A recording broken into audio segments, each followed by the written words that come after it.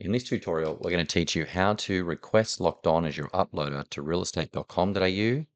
To do this, you'll need to be logged into your REA Ignite subscription.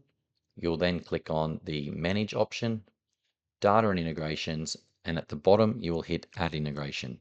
You'll search for the partner Locked On, L-O-C-K, and you will see Locked On, and you'll tick and select Integration. You will then select on the options here, Listing Publication, Listing Export, Leads, Campaign Reporting, and then View Summary.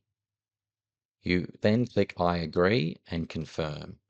Now that step 1 is completed, we will move on to step 2, requesting the export of listings.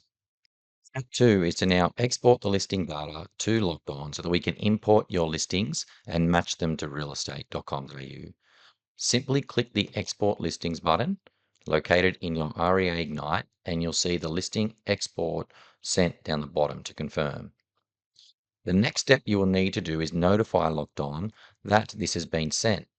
And if you look at the 3 steps on the REA tutorial, you will see that it tells you to send an email with this subject and this body in the text.